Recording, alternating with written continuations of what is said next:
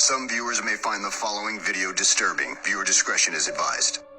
Welcome everyone. Today we're going to be talking about the Mean Girls of Morgantown, Part 9. Today we're going to be talking about the tragic life of Skylar Ness.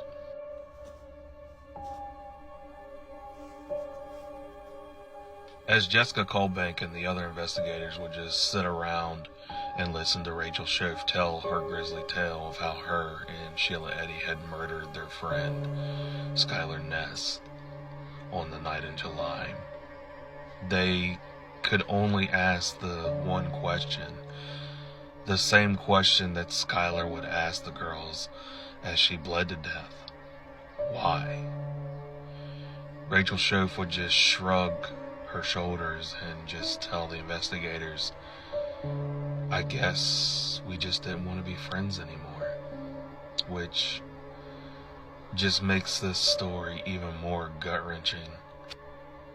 After Rachel's confession, the police would then inform Rachel and her lawyer that they could not give her full immunity for what she had just told the police, as prior to hearing the confession, the police were under the premise that it was possible that Skylar had overdosed on drugs, and just learning about what had happened, they would agree to a full immunity. But because this was a very grisly murder, the police would inform them that there's no way they could give her full immunity for committing such a crime.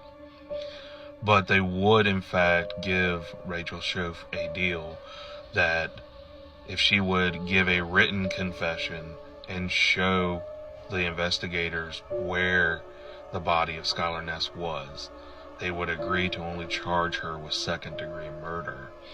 And they would inform her that at most she would only serve 20 to 30 years, and at 16 would be getting out around the time she was 37. And Rachel would agree to this. But they would say that there was no way that Sheila Eddy would be getting the same treatment, as she would be getting life imprisonment without the possibility of parole. And as agreed, Rachel would take the police to Morse Run Road in Pennsylvania, and she would take them to the particular spot where they had killed Skylar Ness. But at this point in time, the ground was completely covered in snow, so it was really kind of hard to pinpoint exactly where they had put the body. And she would say that it was really hard to remember, as during this entire time while the police were investigating, Sheila Eddy would make multiple trips up to Morse Run Road to move the body on several occasions as to avoid the body being found. So the police would tell Rachel that she was free to go until they could find something to prove that what she said was right, because the police and many people knew that Rachel Schoaf did not have the best reputation when it came to telling the truth. Now, by January of 2013, the police would actually run across a body on Morse Run Road, but they would take the body and send it over to the FBI's lab to do some autopsies and dental records to make sure it was in fact Skylar. The police would take the remains to the FBI's lab, and by March 13th, 2013, they would inform the police that it was in fact Skylar Ness. And the autopsy would also show that it was found that she had multiple chipped vertebrae in her back, which would confirm that the cause of death was by stabbing. And by April of 2013, Rachel Schoaf would actually turn herself in to the police. Rachel Schoaf's trial for the murder of Skylar Ness would happen on April 30th, 2013, and she would plead guilty to second-degree murder, and she would receive 20 or 30 years. I want to make a side note that Rachel Schoaf would show more sympathy than Sheila Eddy when it came to the murder and the trial. As after she would plead guilty, the Nesses would actually be right behind Rachel Schoaf, and she would turn around and she would give a very heartfelt apology. Not that the apology would bring their daughter back, but she would at least try to face Skylar's parents and apologize for what she had done. The very next day after Rachel was sentenced to prison, the police would actually drive and arrest Sheila Eddy as she was at a restaurant with her mother.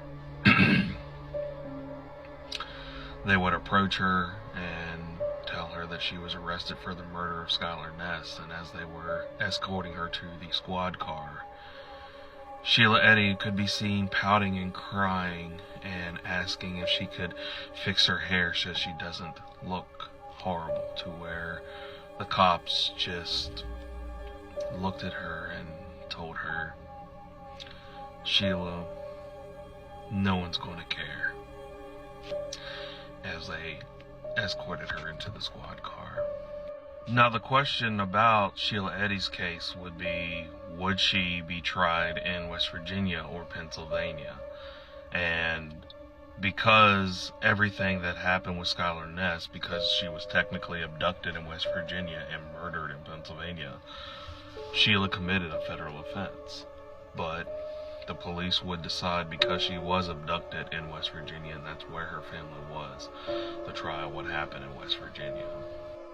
Unlike Rachel Schoaf, Sheila Eddy would show no kind of compassion whatsoever.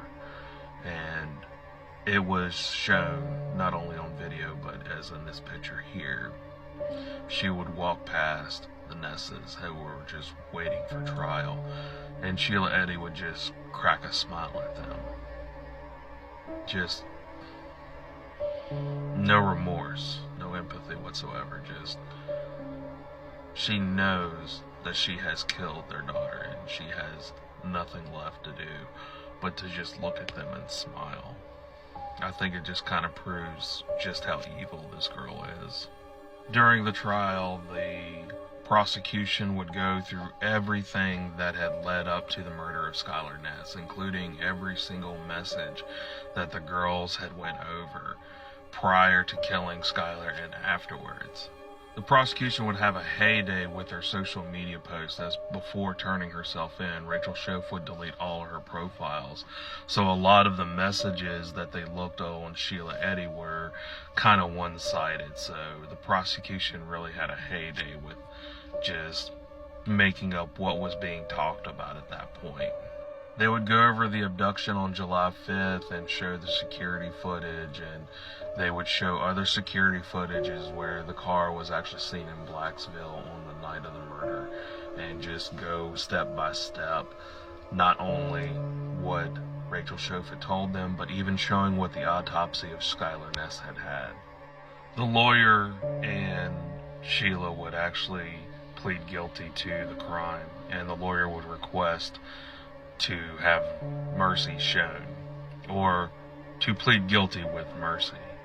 And he would inform the courts that because she was so young when she committed the crime, that by the time she turned 18, she would have a short term of leave to adjust to life in the adult prison system. The courts would then ask the lawyer if he found any defense, and the lawyer would stand up and say that he had examined every aspect of the law for his client. He'd examined every text message, every audio, and he would find nothing, if any, type of defense for his client. It's actually said that the lawyer would turn around and face his client before sitting down and would say, "Honey, pouting and crying won't get you out of this one." And they would sentence Sheila Eddy to life in prison, and she would in fact get a little brief period when she turned 18 to adjust to adult life in jail. Even though Sheila would show no remorse and smile at the Nesses, Dave would make a statement and say that he would be present at every single parole hearing to make sure that Sheila Eddy never steps foot out of prison.